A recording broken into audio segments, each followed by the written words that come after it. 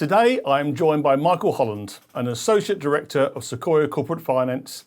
Sequoia Corporate Finance acted as lead manager for the IPO of Chilwa Minerals, which is listing on the ASX later this week.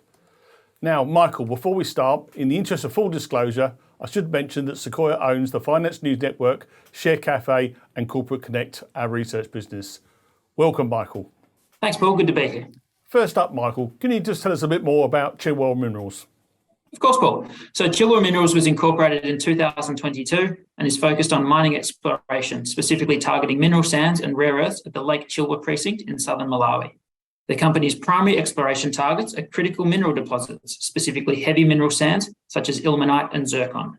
The area is also highly prospective for rare earth elements such as monazite and xenotime, with existing geology workings and discoveries on adjacent tenements indicating this potential. And Michael, can you give us, our viewers, an overview of the processes of bringing a company to market and the role you play in assessing the viability of companies that want to become publicly listed? From the outset, we sit down with management, we sit down with board, get to know them as best we possibly can. And before we do anything else, the first determination is whether this company is ready to be listed, quite simply, and if that is the best strategy for them, because it's not the only road you can go down. I mean, you can take private equity funding, you can take high net worth funding, you can look for strategic partnerships. So first and foremost, it's about making sure that an IPO is the right process for them, and then making sure that they're ready to actually be a listed company and have the ramifications and the responsibilities that come with that. So there are quite stringent corporate governance requirements that you need to meet. And so it's our responsibility and our job to make sure that the directors and board know what they're getting into first and foremost. And Michael, how many companies would your corporate team see before undertaking a lead manager role? A lot, quite simply. I would say my boss and I, Alex Fabry, meet with at least 3 to 4 companies a week. So some of them, like Chilwa, are looking to list on the ASX and undertake an IPO, list for the first time. And others are already listed vehicles who are looking for a range of corporate advisory solutions, be it equity capital markets help, so raising money, strategic work. So yeah, we would meet with a number of companies, and then essentially it's our job to undertake a due diligence process as to who we want to work further with. So in an IPO, or given the requirements of an IPO, they are exceptionally time-consuming things and they require a lot of time and effort. So I would say for every one like Chilwa that we've chosen to undertake, there's probably at least 15 to 20 which we decline for a myriad of reasons. And with respect to Chilwa, can you give viewers an idea of what you feel distinguishes the business from its competitors? We believe Chilwa was an IPO priced as an exploration opportunity, but really it's more a development opportunity in the sense that a lot of work has been historically done on this asset, so it's far further advanced than most junior resources that are listing onto the ASX.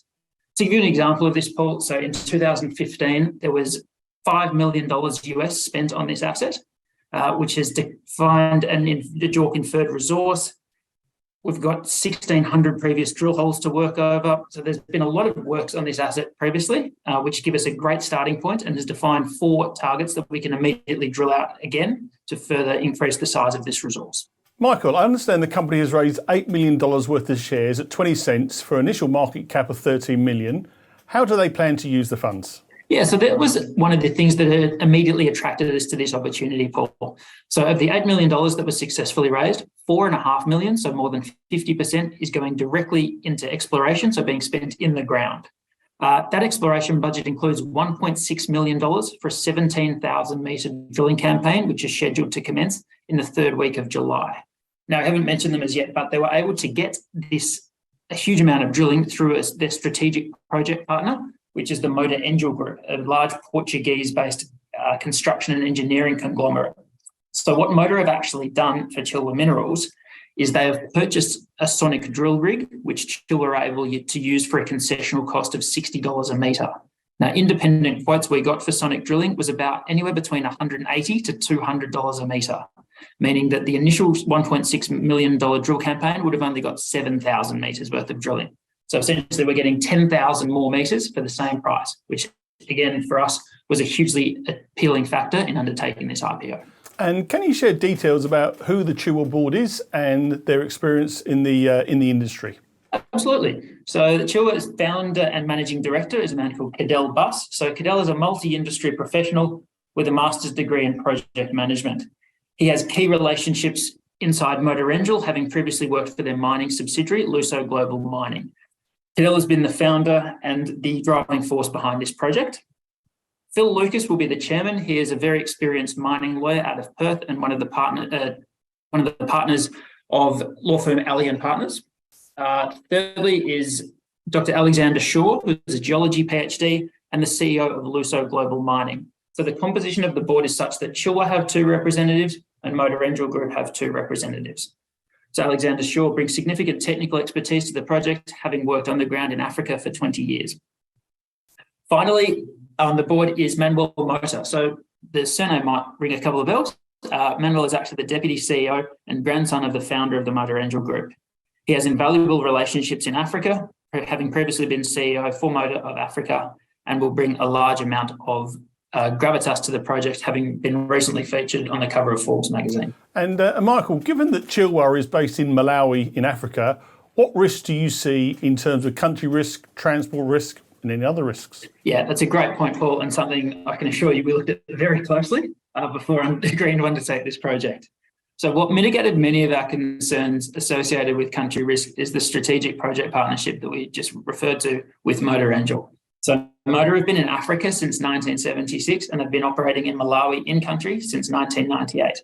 So they've had people on the ground there for 25 years and they currently have over 400 staff in the country. That's a huge advantage for Chilwa because they've signed a services agreement between Motor Angel and Chilwa Minerals, meaning that Motor are basically in charge of sourcing labour, project materials, etc. for the group, and Chilwa just pay a small additional fee on top of that. Michael, more generally, what do you see as the major risks and challenges of Chilwa, and what steps did you as corporate advisors look to understand to mitigate these risks? Yeah, of course. So the main risk for Chilwa, as is typical for junior explorers, is their ability to successfully define and develop an economic resource and manage this process through drilling and testing through to mine development and ultimately production and product sales. The resource needs to be of sufficient size and grade to warrant the capital investment to invest in it. We try to understand what the likelihood of the project making it through these various stages of development is, and it also involves a significant amount of work in learning about the underlying commodities. So what attracted us to this project as well is the fact that there's been a global underinvestment, should I say, in heavy mineral sands projects globally over the past decade, which means there is a significant supply shortage coming onto the market in the next few years, which makes any new supply an incredibly attractive proposition.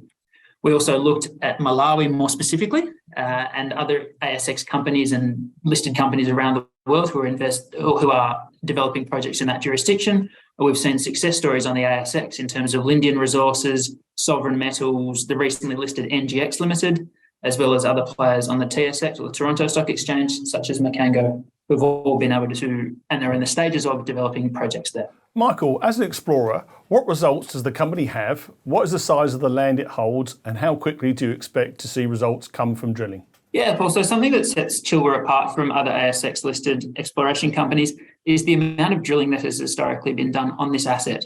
So as we briefly touched on before, in 2015, there has been a JORC inferred resource defined upon this project of 62 million tonnes at 3.9% THM, or total heavy mineralisation. What this new exploration program will do is expand and further define this resource and hopefully turn it from an inferred resource to a measured resource. It's important to note that all the drilling historically was done on an area of 407 square kilometres. So in Chilwa's own DD process, they actually uncovered an additional licence area to the south of their existing tenement for another 471 kilometres. So combined, which these applications now have been, we've got a total surface or a total area of 878 square kilometres. This compares very favourably to other listed companies within the area, such as Macango, who have around 250 square kilometres, and Lindian Resources, who actually only have 25 square kilometres. And Michael, just to finish up, what key milestones and news flow should investors expect from Chilwa over the next 3 to 6 months? Chilwa are very much ready to go, which is fantastic. So the $8 million having been raised, the Sonic drill rig has now landed in Malawi, and training will commence for the operators of this rig on July the 10th. That means we will be ready to drill on July the 19th. So within 2 weeks of listing, there will be holes going into the ground, which is fantastic.